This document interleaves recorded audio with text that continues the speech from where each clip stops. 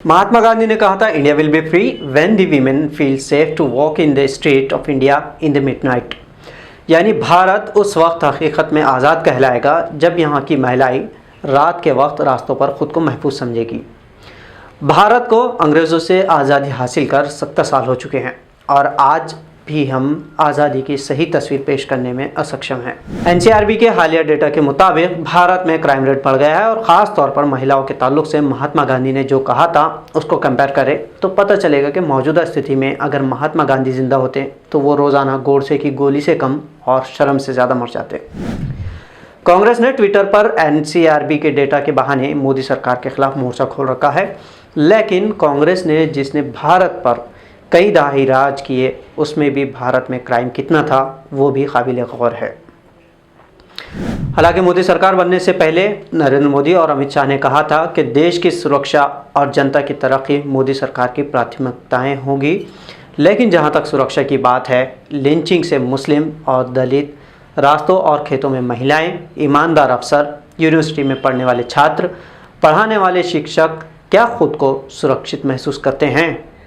देश के किसान रास्तों पर आंदोलन कर रहे हैं। इससे पहले एनआरसी और सीए के नाम पर माइनॉरिटीज़ को डराने की कोशिश की गई। सरकार जनहित में फैसले ले रही है? अगर हाँ, तो फिर हर आए दिन देश में आंदोलन क्यों हो रहे हैं? क्या देश में सिर्फ कॉरपोरेट घराने ही सुरक्षित रहेंगे और आम जनता का कारोबार महंगाई और रिसोर्सेज की कमी से असुरक्षित होता जाएगा? क्या नेताओं के बच्चे ही बड़ी बड़ी पोस्ट हासिल करेंगे और आम जनता और कार्यकर्ताओं के बच्चे भुखमरी, बेरोजगारी और दंगों में एक दूसरे को काट छाट के लिए ही बलि के बकरे बनते रहेंगे?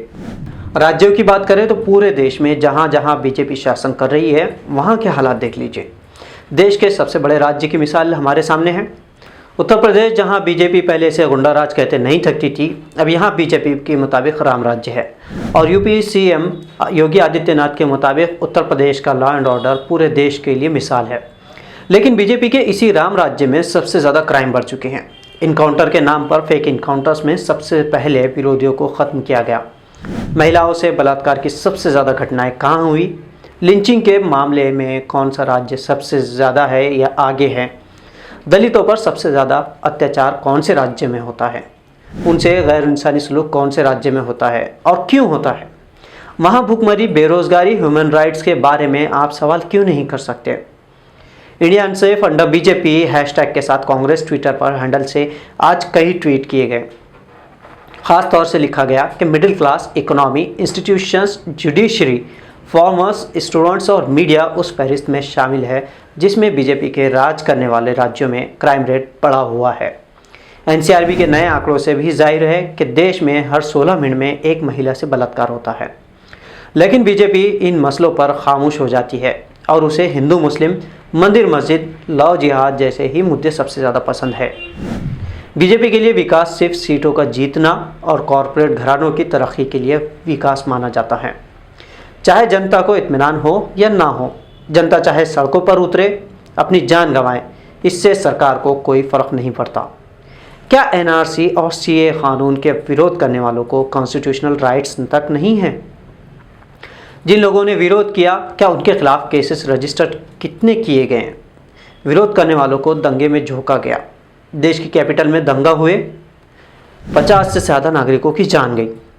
कार्रवाई के नाम पर बेकसूर को गिरफ्तार करके आग लगाने वालों को तो बचा लिया ही गया। बजाय सरकार आंदोलनकारियों को समझाती, पूरी पार्टी उन्हें देश विरोधी कहने लगी।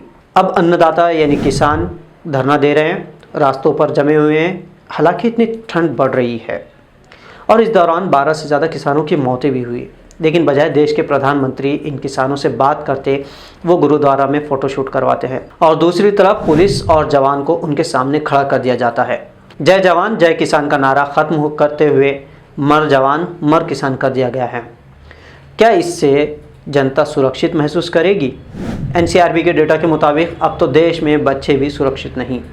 बच्चों के खिलाफ जुर्म में यूपीए यानी कांग्रेस के दौर में एक साल में 58,224 मामला दर्ज किए गए थे, तो वहीं एनडीए यानी बीजेपी के दौर में एक साल में 1,48,185 केसेस दर्ज किए गए हैं। एनसीआरबी डेटा के मुताबिक एक साल में 32 लाख 25,701 क्राइम दर्ज किए गए हैं, यानी मामला दर्ज किए गए हैं।